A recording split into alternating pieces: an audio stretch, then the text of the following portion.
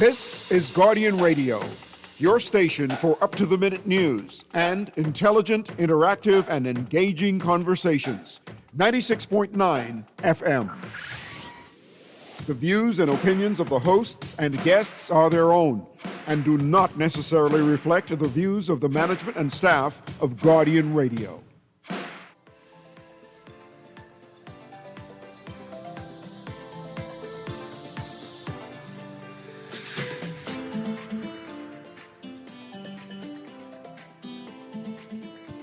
Good morning and welcome to Guardian Radio AM. Today is finally Tuesday, March 1st.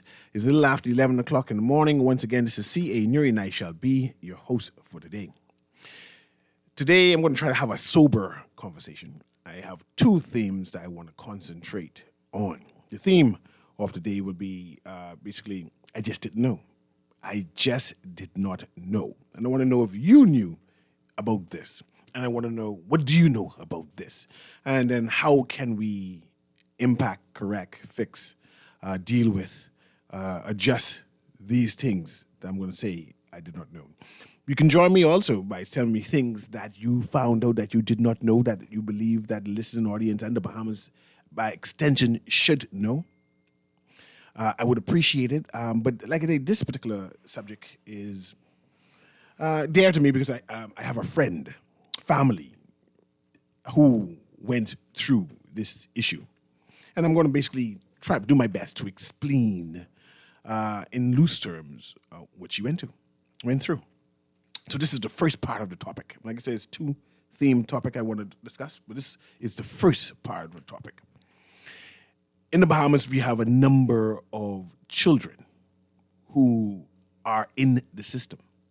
And when I say they are in the system, that means they are wards of the state. They live at one of the various children's home. The children's home either be the one in Millennium Garden, I forget its name. You can always text me and tell me the name so I can say it out loudly. Then there is the Ranfully home, which is the largest home. I'm not sure if the Bellini children's home is still open, right? There is one on, see, all the names start escaping me because I started this, right? There's one in Grand Bahama. I think there's one in Andros, one in Cat Island. And of course, you can always text to the Guardian Radio so I can actually state out loud the various children home or various places that children are being taken care of by the state. Now, my friend, right, she and her husband decided to adopt a young baby, right? Before, she used to be one of those guardians, custodians who would come to one of the children's home and take children out, like either for the day or the weekend, whatever it is. You know, she had to go through all kind of rigmarole to even get permission. It's a rigorous process. The Bahamas government don't allow anyone to even come to the homes because the children are their wards. They got to protect these children. So it took her a while to even be eligible, to be considered, to have an option to adopt a child. She adopted a baby, not even a toddler. She adopted a baby who needed a home, her and her husband, right? And of course, she had to go through the various things that they go through to secure the child. So I was randomly checking up on the child because the child is like my godchild, like a distant. Not really, but because she's my friend and her husband has a child, you care about the child. You ask questions about the child, how your baby doing, and no shooting breeze, the baby's doing well. The middle class, they're able to supply this child with all kind of things that a child who did not have a home deserve, right?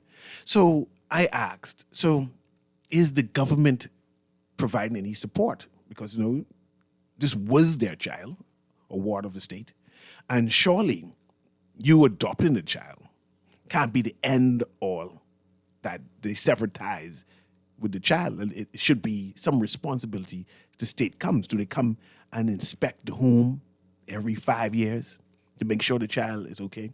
Do they come and render aid in terms of whatever extra they can offer? Do they give you like a stipend like for uniforms or anything like that. And I was told, no, after you have adopted the child's yours. Whatever happens to the child, whatever happens to the child. And I had a problem with that. I said, no, it can't be like that. There are scores of children in the Bahamas. I think the homes have at least about 40 to 50 people. And again, someone can text me and tell me, give me an estimate number of how many children are in these homes, right? But there are scores of children that are in these children's homes, varying from infant straight to 18, 19. You know, at 18, 19, I know the Ranfully have a transition period where they have housing in the back where they help those children who are in the system to live as they and secure jobs, and then they transition out altogether.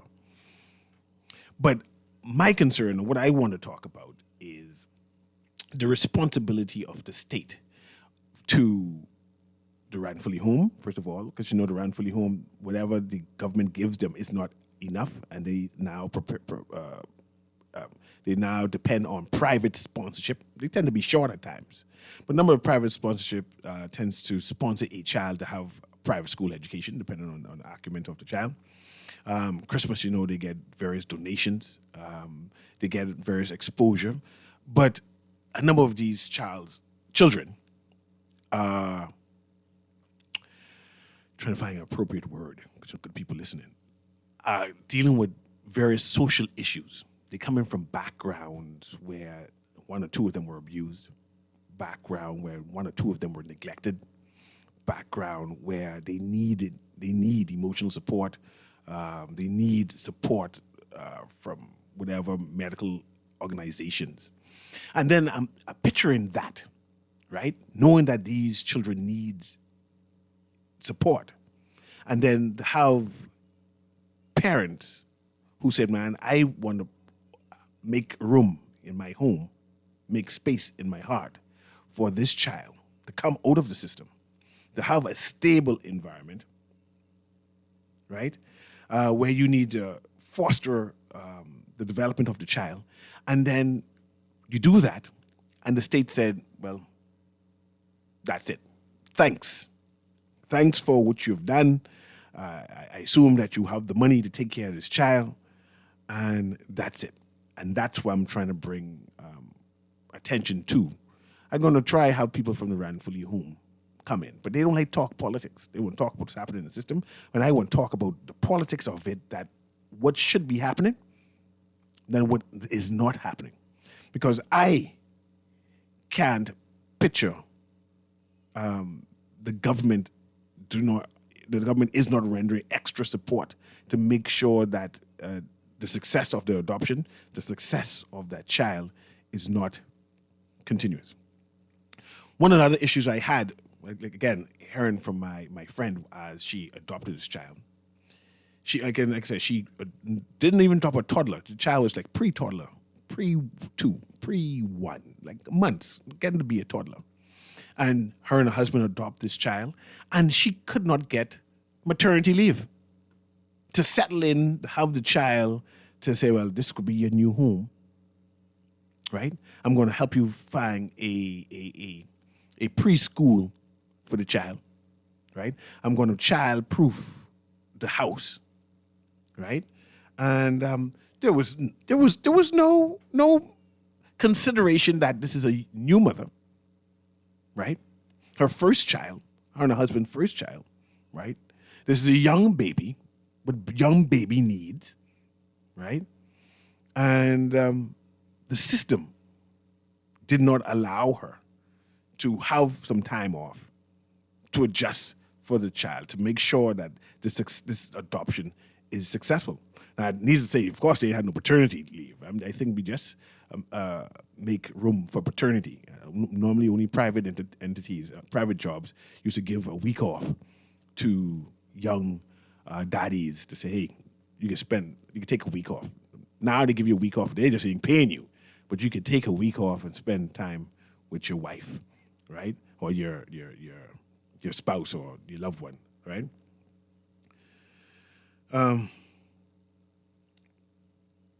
I know that the NIB is considering paying out money for that, right? And I think there's some kind of proposal that exists, especially in terms of adoption. But I think that we need to shine light on these things. So I said I was going to take time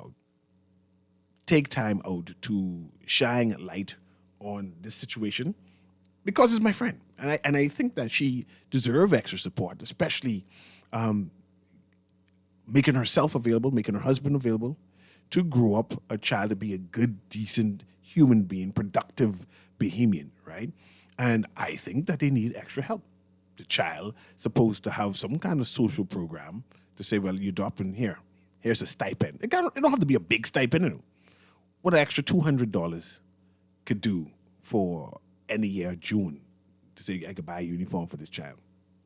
I didn't take on all the responsibility and expenses. You know, what an extra programs. So well, I'll include him in whatever government programs, ranges, get first option. You know, things like that. And I'm saying those are not happening at all. I got a text here that says, "Good morning, Mr. Newry. You never posted the link." I did post the link. It's on my page. Yes, I did. I posted the same time. I tell you, if you go on my page, CA Newry, you'll see the link right there. I could post it again, but as soon as I told you I was going to post it, I shared it, and it's there on the page. I hope that's a texter was inquired about something I spoke about yesterday. All right? This text says, "Good morning, Mr. Newry. My husband and I adopted an infant 20 years ago, and we got absolutely nothing. That was not a problem for us because financially we are okay. But what I would have appreciated was if they would have made it possible for me to get maternity leave to bond with my baby." See, I just finished talking about that. Yes, you're supposed to have maternity leave. Adoption should be considered the same as having a child. And I'm going to finish read this text, but imagine if that child had some behavioral issues. And I've been listening and talking to other people who say, well, they have adopted their child and their child has they found out later on that the child has some behavioral issues and they got to deal with it by themselves. The institution knew that the child had behavioral issues when they put the child up for adoption. Someone should give them some support. Tantrums, violence outbursts, acting out. And right? Especially when you have Bahamians who are prepared to adopt and say, well, I'm prepared to work with this, but surely our government should be duty bound to help and assist. Let me finish with this text. It says, I would have appreciated if they made it possible for me to get maternity leave to bond with my baby. So I took vacation, and that was not enough, so I quit my job. Ma'am, I thank you for reaching out. I thank you for embracing that child, growing up that Bahamian child, and doing whatever you had to do to raise a good, decent Bahamian citizen. I'm hoping that all went well with the child's development. I'm hoping that the child could even reach out back and speak to people who are still in the system, who have given up hope of being adopted. Let them know the journey. Someone needs to stand in the gap and remind the powers that be of what is needed to help develop children, right? Especially children who have issues, and telling the adoptive parents that, yeah, that's your child. Can't be it. Let's go to the caller here. Guardian Radio AM, Kermit, patch that caller through for me, please. Go ahead, caller. You're live. Hey, C. How you doing, man? I'm doing well. How you doing? I just wanted a clarification. Can I is this open here today? No, it's not open today. Oh, man. Like something's happening in the ground bomb. I just wanted to bring it to your attention. I don't know if you... Text the text line, and then I can speak about it tomorrow. Tomorrow is open. Okay. Okay, thank you very much. Let's go to the next caller then. Go ahead, caller. Guardian Radio AM, you're live. Hello, good morning, pleasant day. Good day. How you doing? I really believe maternity leave should be granted, provided.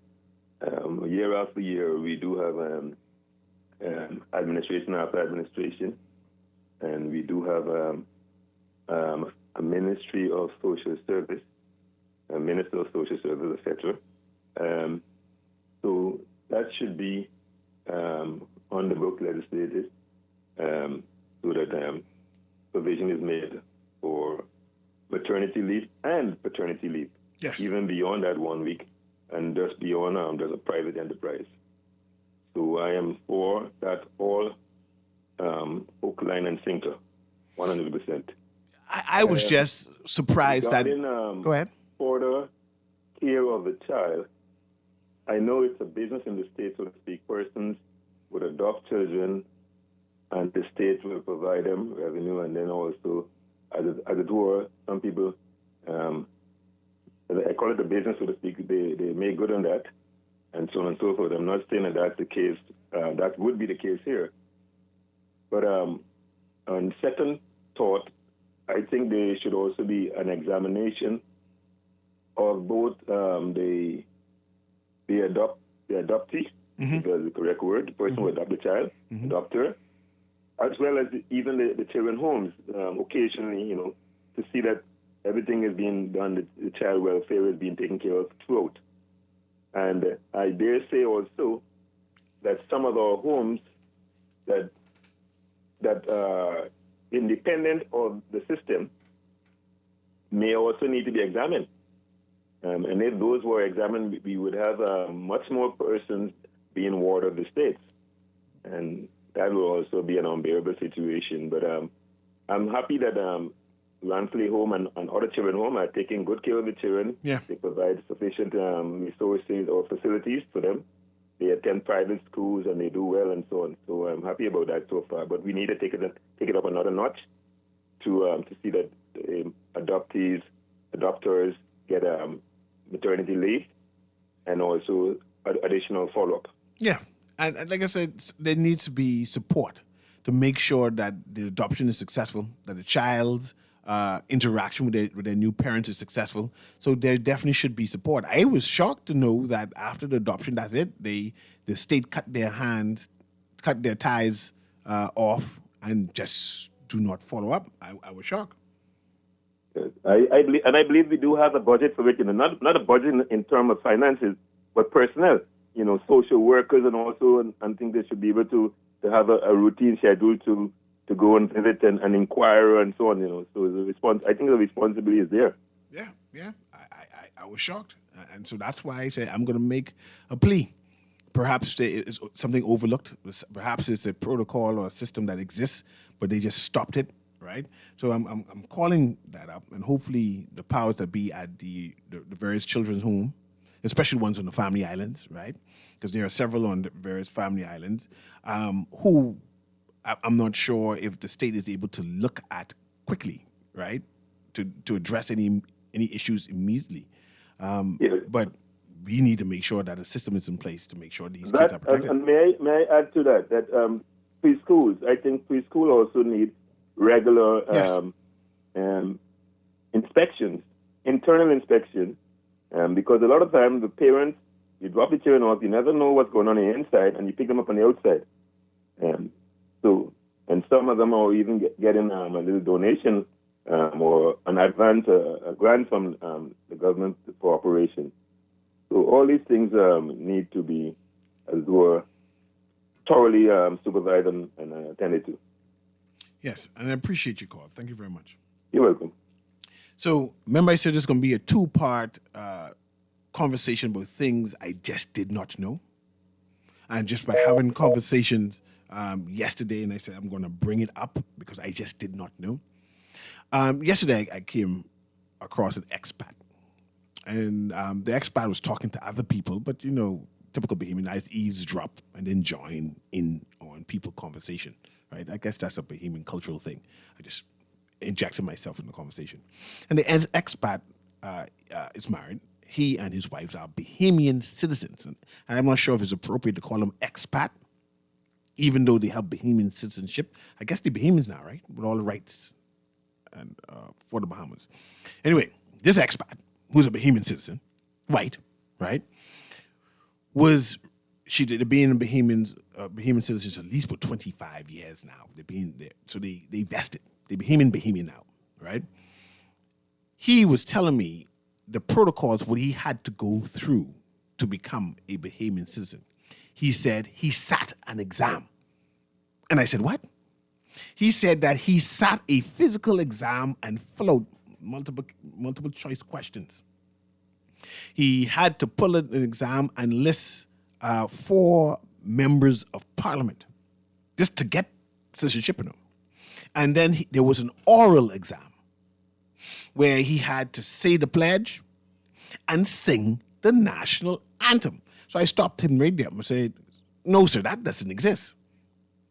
I'm not sure which Bahamas you're talking about, but there's no need for you to sing the national anthem or the pledge or say the pledge. So he go on and reiterate that, explaining several questions that he had to know. Apparently, he had to sit down and get a history book and learn about the history of the Bahamas because they asked him questions about Columbus. They asked him questions about the capital of various islands. And I said, I'm not sure if he's just trying to prod me for conversation or he's being sincere. So I posted on my page to inquire whether the gentleman was trying to make fun of me or was he sincere? And I got some responses because I did not know. I did not know that there exists a test. And if there exists a test, why is the persons who registering people now is asking for there to be a translator there for those who do not speak, Bahamians who do not speak English or have challenges communicating? When to become a citizen, you would have to know how to speak English to either sing the national anthem, to read and interpret the questions on this test, know how to say the pledge, know how to communicate with the person who is given the exam. So I put the question, and this was the comment. This comment comes from another expat Bahamian. I need to train that. Paper Bahamian, is that appropriate? Bahamian with citizenship. Says, I took the test. I used my daughter's grade 7 Bahamian history textbook to study.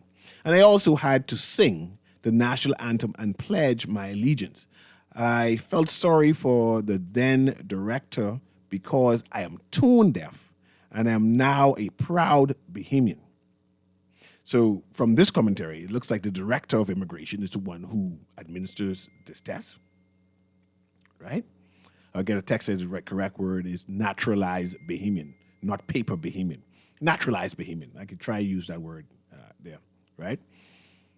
This texter said, what language was the test in? Because I have seen plenty with Bahamian passport who can't speak a lick of English. And I'm saying that too. I'm coming across a number of naturalized Bahamians who are not fluent in English. Now, mind you, I know English is a second language.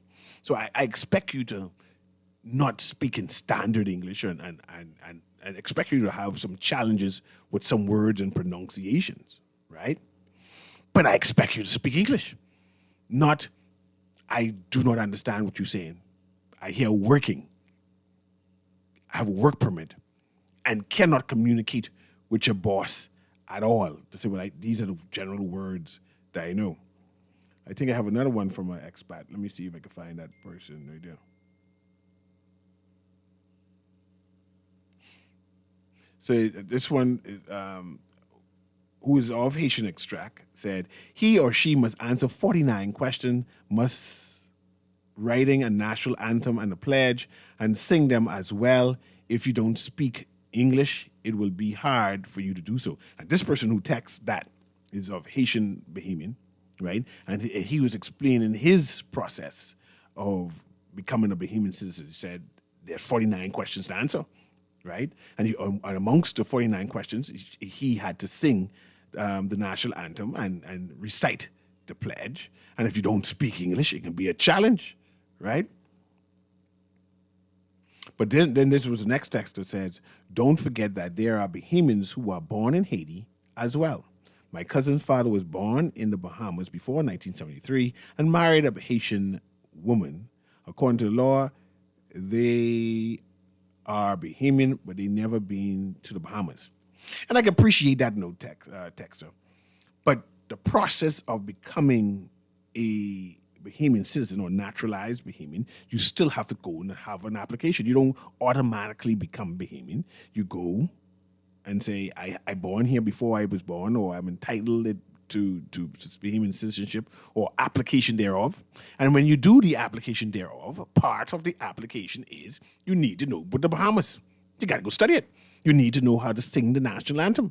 You need to know how to pledge. And if you cannot speak English to do that, it's a problem. So I'm now thinking there's a disconnect at the passport office. There is a disconnect at the citizenship office because people, Bahamians, naturalized Bahamians of the past, are saying, yes, they took a test, right? They definitely took a test, and they had to be proficient in English to take the test. But now we're seeing, or now we're hearing, or now we have an anecdotal type of conversation when we have people who present their passport, people who are going to register to vote, right, are not able to speak English. And I'd like to know, how did they take the exam, right? I'm not faulting them of not able to speak English, because I've come across Bahamians, when I call them Bahamians, people who were born in the Bahamas, or Bahamians, I use the word Bahamians in waiting, who grew up in various shanty towns, communities, who did not learn English because they were ducking in the system or hidden in the system where they didn't go to school, whatever it is, and they stayed in the community. So, but they're born here, right? I could picture one or two of them.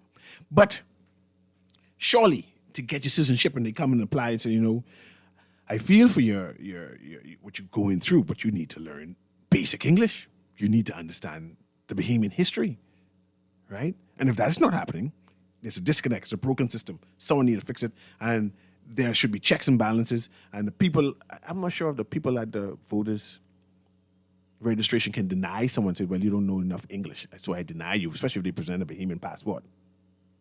Because that's their job, just to look at the passport, make sure it's real and authentic, and register them.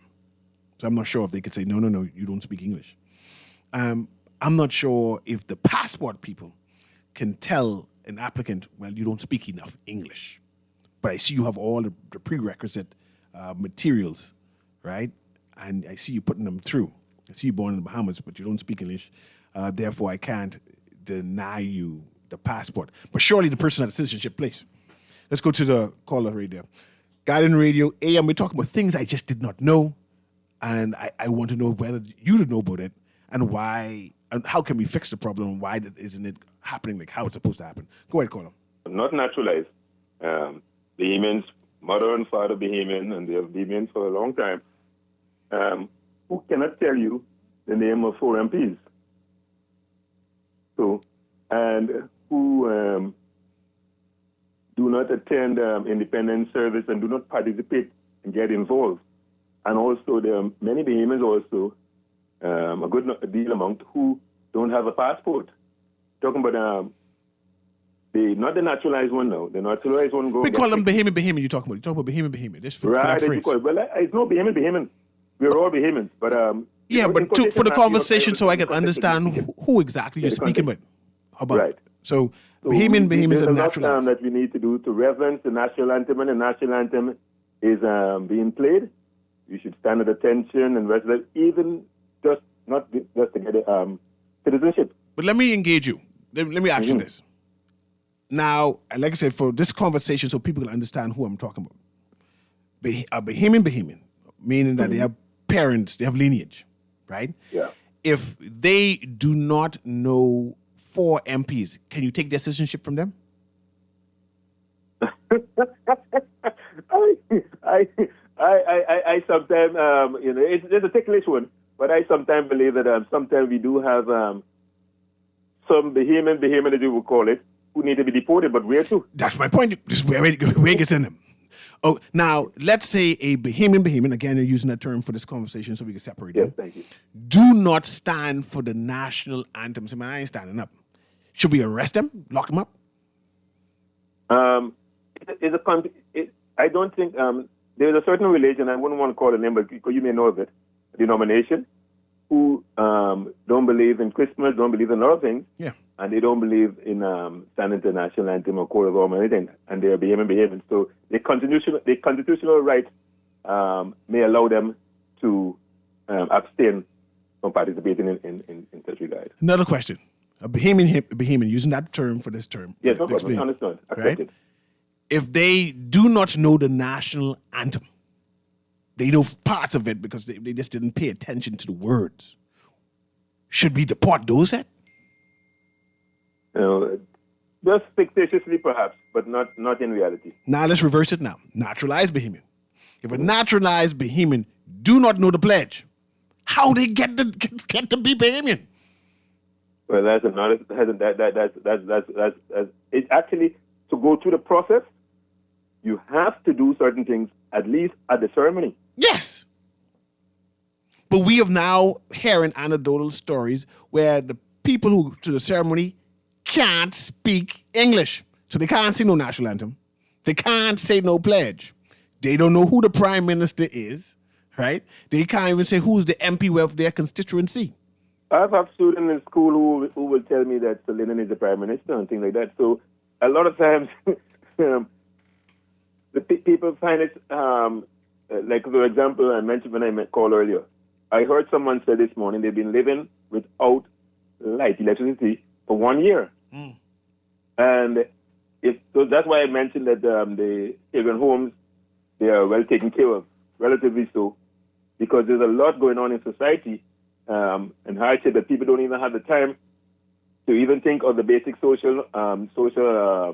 socialization and norms and nationalization and things like that. I understand that, but if you want to be a Bahamian citizen, that's what you need to do. You just have that stamp denied. And you say, what happened?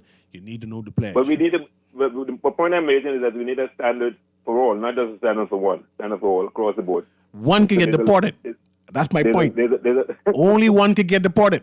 You can't deport persons who great granny being here for centuries. Yeah. There's no place to deport them to. But there's a certain set of people we could deny and say you got to go home. Those people need to make an extra effort. Yes, correct. Make an extra effort. As I said, we need to be able to walk on two gums, so we need to do both. Yes.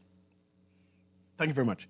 The other day, a minister, that was Minister Keith Bell, had a swearing ceremony at a church, right? I'm not sure if the lady who he swore in spoke English. Mind you, I understand why he decided to do it. Right? Because they had to do it. See? It just get me yuck up my vexation. Let's go to this caller and then go to the text. Go ahead, caller. Guardian Radio, AM, you live. Things I did not know. Are you there, caller? Caller going once, or you have to move on to the next one. Okay, go ahead. Go ahead, caller. Yeah, sound like you couldn't hear me. I agree. I think that was you saying that they have to be able to speak a little bit of English. Just a little bit. Be able to understand at least. Yes. Yeah, I agree. And I don't really have a problem with the citizenship thing. But knowing you're coming that way, you could get the citizenship, but I don't think you should participate in our election. Once you're a citizen, you got to participate. You hear what I'm saying to you? I hear you. I say that's the law. I think that's how it should be. Give them permanent residence, and then you can have that. Huh? So, we have two options: permanent resident and citizenship. I think they call it green card in the United States. But no voting, though. You don't decide who will be the government, you know. Maybe your children later on. Mm-hmm. But I don't think we should be. I feel like we're selling out that way. I could be wrong. That's just my opinion. And you're saying things which you didn't know, right? Yeah, things I didn't know. But I always hear them Haitian people, right? My Haitian people, them say things like, although they have our passport and they naturalize and everything, they still say they're a Haitian. I never knew this, that the Constitution of Haiti say even if a Haitian have children on the moon, they consider them as Haitians. So it confused me a little bit with this what you call it, nationalization. Easy to confuse. Let me show you. Let me educate you. You know Sidney Poitier? Huh? You know Sidney Poitier? Mm-hmm. Is he Sidney Poitier? Yeah. What about him? Is he a Bahamian? I think so. Yes, he is. So right? Yeah. So imagine him being an American citizen, born in the United States, right? Bahamian. So surely a person of Haitian extract. But you didn't know that, because you're talking about things you didn't know. I didn't know anywhere. Even if they born the children on the moon, they consider them as Haitian. They get papers. That in the Constitution. It's you know in the that? Constitution. Yeah, it's in the Constitution. Whoa. Well, how come we giving them our passport? Hold on. Our Constitution says something similar too. You got to renounce it, right? You got to give. You got to give different topics. Two different conversations. If two Bahamian citizens have a child anywhere in this world, guess what that child is? Well, that's a part of the Constitution, and what I was saying is a part too, but you don't want to talk about it. What? The part where I was telling you, are you saying anywhere they born in the world, they consider a Bahamian? That's what you're saying? By two Bahamian citizens children, yeah. Yeah, well, I was telling you the part that you gotta. Our Constitution must say something that you gotta give up your nationality, where you come from, if you want our passport or our nationality, and we ain't doing that. I think that the nationalization thing, what they doing, allowing them to do it, and their Constitution say where their parents come from, that even if they born on the moon, they consider themselves as Haitian. I think a couple other countries do it too. Yeah, I didn't know that. Good topic. Things you didn't know. Yeah, man, I appreciate that, though. All right. Thanks very much. Let's go to the next caller there. Let's start reading some of these texts. Go ahead, caller. Guardian Radio AM, you live? Yeah, morning, Mr. Newry. Morning. Yeah, I like how you reminded Papa of just the residency, right? You know, the thing is, like, the ones that deserve the citizenship that born and grew up here. But, you know, when you talk about deportation, some of these people become violent, as you saw with the Trump, the foolishness Trump was doing, right? You know, some people were really entitled to American citizenship, and I've known my Haitian American girlfriend. She practically left here when she was maybe single digits, and she came back in her 30s and still was deported, went to school over there and everything. But the problem for me is our foreign policy. You know, it seems to me as if the government they have a weak foreign policy. But all administration thus far, right? And you look at the matter of national security as it relates to the narrative that they're passing off. You know, we were always living at peace with these people, and we're hearing all this rhetoric. These, you know, we all Africans. I don't know about Bahamian, we all Africans. And so what you mightn't realize, right, and a lot of people don't realize, is there is an attack on nationalism and sovereignty. And so this is the way to bring in a new world order. But when you speak, you see, the thing is, what I hate is when people speak, what people don't know of or don't believe, they tend to dismiss it and talk that conspiracy theorist BS, right? But there is an attack on nationalism. They want to destroy nation states and sovereignty. This is how you think the one world government will come into place. You know, I don't know how imbecilic people are, but the writing is on the wall. We saw the writing on the wall with Hubert Ingham and he invited Matilli. We see our Prime Minister at present now in the village telling them he is me and we is you and whatever, and we is me, you know, Haitian is me. But yesterday we sitting here and you're proud to be Haitian, but you don't want to go Haiti. But you want to disrespect the Bahamian people in their land, and we can't live together. You got to make it make sense, man. We're supposed to be living together normal. You know, I just don't get the schism. That's what I hate. The schism is a result of slavery, not us. So if you're intelligent, you try to live in harmony.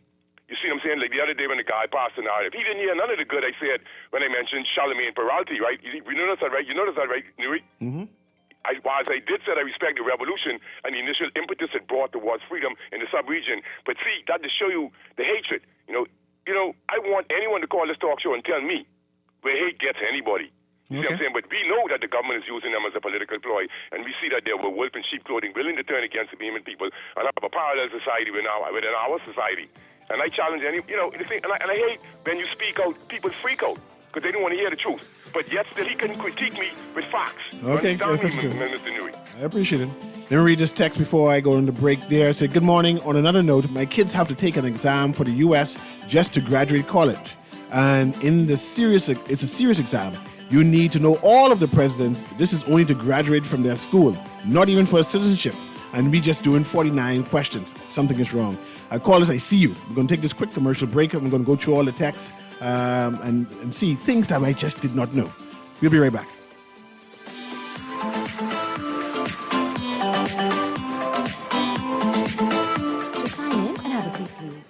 call you in for your x-ray shortly. That's why they call it a waiting room. You won't have that problem at 4th Terrace Diagnostic Center or Imaging at Grosvenor. We never schedule multiple appointments, so you'll be in and out in no time. And if your initial screening reveals a concern, our radiologist can conduct an alternative screening right then and there. Call 328-8157 to schedule an appointment at 4th Terrace Diagnostic Center or Imaging at Grosvenor today. This is definitely the time for BAMSI to continue to build on the progress that we've made. There's now drone technology. There's now year-round container farming. You have hydroponics. You have aquaponics. You have precision farming. There have been record numbers of enrollments, record numbers of flat fishing certifications. We've had record enrollments in our online courses. Students from across the family of islands. Because in BAMSI, we are not just cultivating produce. We are cultivating producers.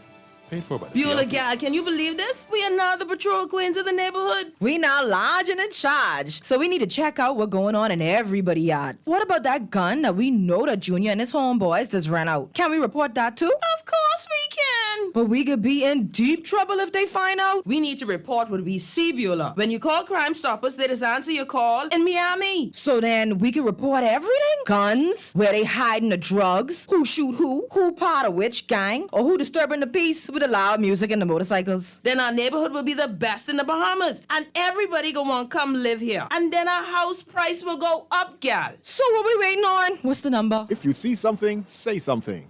Let us all pitch in and stop the crime before it's your time. Call 328-8477 from Nassau or 242-300-8477 from the Family Islands. Or text us through the Crack Crime Bahamas app. Stop the crime before it's your time. Love the show? Want to give your support? Become a sponsor today. Call 302-2300 for our rates and packages. That's 302-2300. Become a sponsor on Guardian Radio 96.9 FM. Fresh news, smart talk, all day. New roads and airports are connecting our islands. Energy reform is bringing electricity prices down, while young Bahamians are stepping up, gaining new skills for new opportunities. Respect for workers. Support for entrepreneurs. We're modernizing energy and infrastructure across our islands and preparing Bahamians to succeed in a new economy. Transformations this big take time. Let's choose progress. Paid for by the PLP. This is Guardian Radio 96.9 FM, streaming on GuardianTalkRadio.com and the Guardian Radio app, Nassau, Bahamas. And welcome back to Guardian Radio AM. We're talking about things I just didn't know. I just didn't know that there is or used to be an exam that persons who want to have Bahamian citizenship had to go through. I just didn't know, especially in this era where we have so many people who are obtaining Bahamian citizenship who cannot speak English. So they definitely can't sing the national anthem. They definitely can't say the pledge. They definitely can't know any four MPs. I'm going to read these texts and go straight to the line. It says, the UK has a similar test for indefinite leave to remain, similar to permanent residence. There was a book you had to study. Many Brits did not know the answers to some of these questions. And knowing this Bahamas, I'm sure there are many questions about the history of the Bahamas, general civics of the Bahamas that Bahamians do not know. But Bahamians are already citizens. I'm talking about those who try and become citizens. Surely there should be an exam, some kind of pathway to become a citizen. Good afternoon. We should not allow no other person to become citizens in our country until we know how many foreigners are in our country. We must only give work permits and only permanent residence for life, right? A number of people believe that. They should not moratorium should be for citizenship and just give out work permits in general. Amen. 52. What we need is true African liberation to free Africans. That's the text there. This text says, I think no one under no circumstances should get citizenship. Residence, work permits, spouses permits, pay your taxes. Then only Bahamian bloodline can get it, right? Okay, that's one text. Let's go to the phone line as I scan through these texts. Go ahead, caller. Guardian Radio AM, you live. Hey, CA. Hey. You on 52 was right. It's Papa. You always right when you always say, I made a mistake. It's not citizenship, but residency or permanent residency. Mm-hmm. I think that's what it should be. Good. I understood what you meant. I understood what you meant. Yeah, and no voting. I don't think they should vote here. There might be a need for a moratorium on citizenship at this present time, right? Everyone get permanent residence straight across if you apply in. No, listen to me. If they do it when they was doing it, that's how it should have been, and that's what they should do. But they should put a hold on everything right now. Everything is too confusing. A lot of foolishness going on with our passports. We need a what you call it, audit, audit to find out not just the bad actors, the people who selling out the country. Between immigration and the passport. So put a hold on all the citizenship and the residency, even the permanent set for right now. Give them some kind of papers to hold on until we do an internal investigation or something like that, forensic investigation and forensic audit there in the passport office and in immigration. Put a hold on them. I hear you. It might be something that needs to be called for. Let's go to the next caller. I have to read this text. It says, I agree, English is a must. Even who know how to speak English, who get our citizenship, none of them, I repeat, none of them should be able to vote in our elections, and that's final. People are having anxiety about this election, right? They have an anxiety.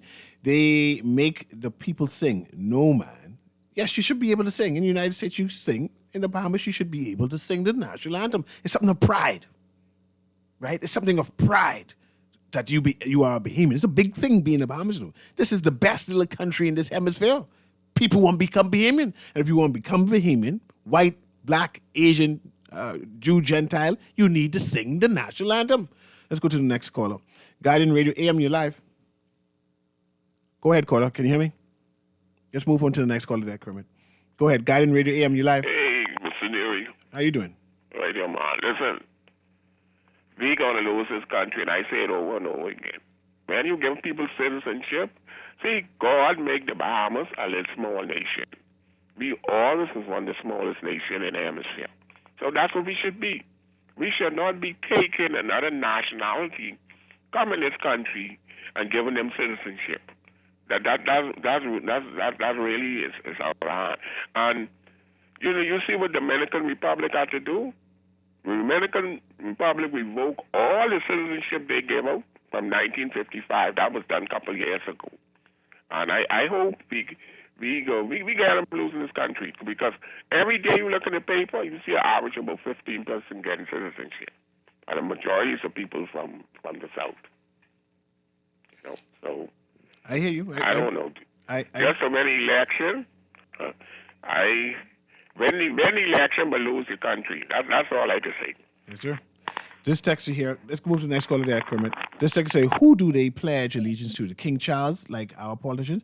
If this person clearly is not Bahamian, because they don't know the pledge either. So texter, clearly you don't know the pledge, because it said, I pledge my allegiance to the flag and to the Commonwealth of the Bahamas, for which it stands.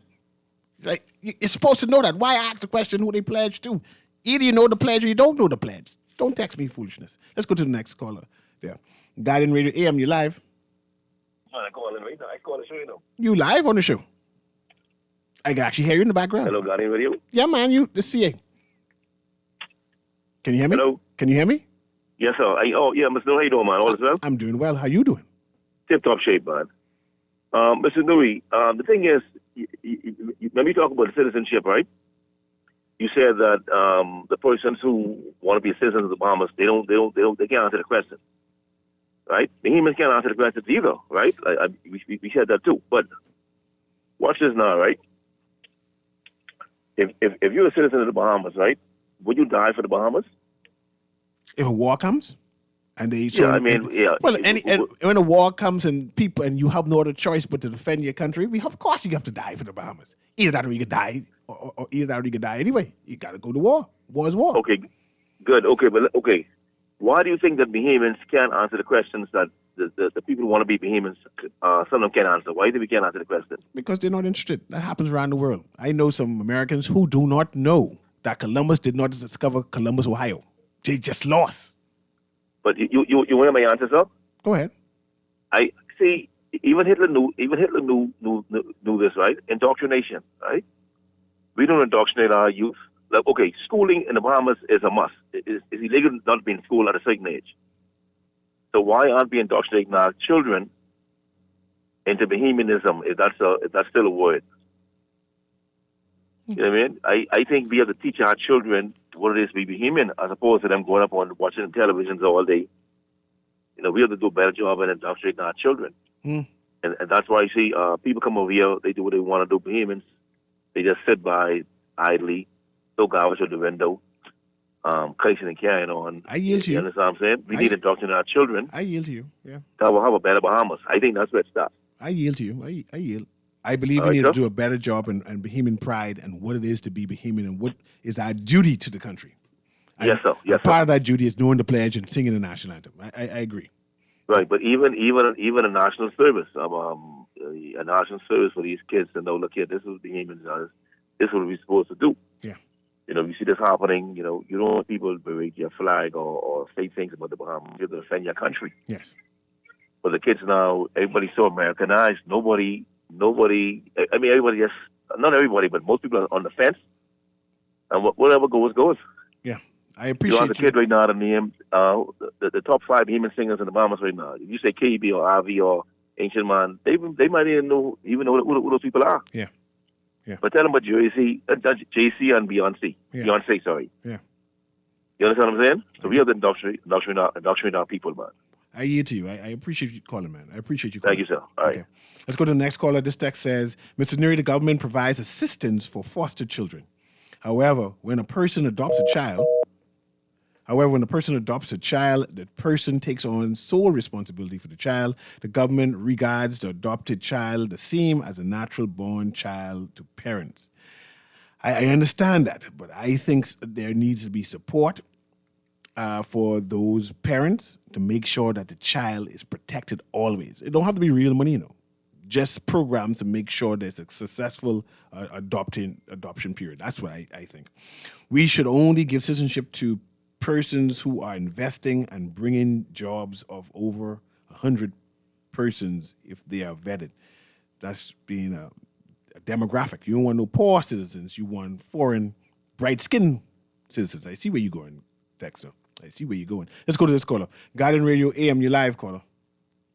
Hey, Newry, what's up? Rachel, man, what you saying? Hi, good, man. Let me just connect the two paths that you made on the show by saying, since you were talking about child adoption and was not, can somebody who doesn't have a citizenship adopt a child from this country? No, right? I don't know how you can adopt a Bahamian child and your own Bahamian.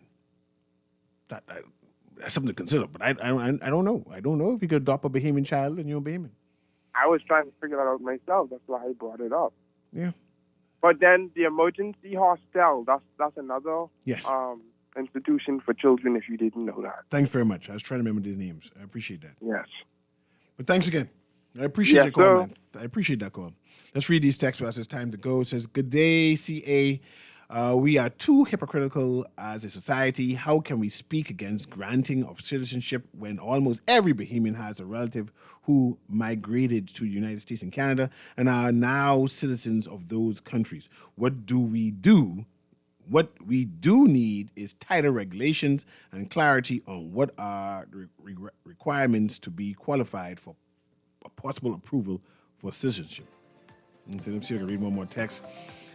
We should ensure that people selected for naturalization, residency, or citizenship should be of value to the Bahamas. What skill set are they filling? How can they contribute to the uplifting of the nation? For example, we can use mathematics and science teachers. We need some teachers. Like I say, we need to import and make citizenship of all of Guyana. All them teachers there, just say, man, y'all come this way. Yes, Papa, yes, we need to stop and take stock before we lose it all. All Bahamians should speak Bahamian. We are very small, that's why. We should only give citizenship to people who are investing in the Bahamas. I said that already. Let's see, make sure. Say, what would Bahamians do if somehow a generation of original Arawaks come and said they wanted their land back? God didn't give us this land. Atrocity did. If they come from the dead, I say give them Arawaks back the land if they come back from the dead. Good day, Brother Newry. The narrative of an invasion in the Bahamas is very real, and our government are guilty. We need a new direction to save the Bahamas for Bahamians, as declared by the Queen. Now, look how you mentioned the Queen. This new leadership would create such betterment for the future of the Bahamas. Anyway, Grand Bahama fully support thereof. Say that. This has been Guardian Radio AM with C.A. Newry. Have a wonderful day. This is definitely the time for BAMSI to continue to build on the progress that we've made. There's now drone technology. There's now year-round container farming. You have hydroponics. You have aquaponics. You have precision farming. There have been record numbers of enrollments, record numbers of flat fishing certifications. We've had record enrollments in our online courses. Students from across the family of islands. Because in BAMSI, we are not just cultivating produce. We're cultivating producers. Paid for by the This PLC. is Guardian Radio 96.9 FM, streaming on GuardianTalkRadio.com and the Guardian Radio app, Nassau, Bahamas.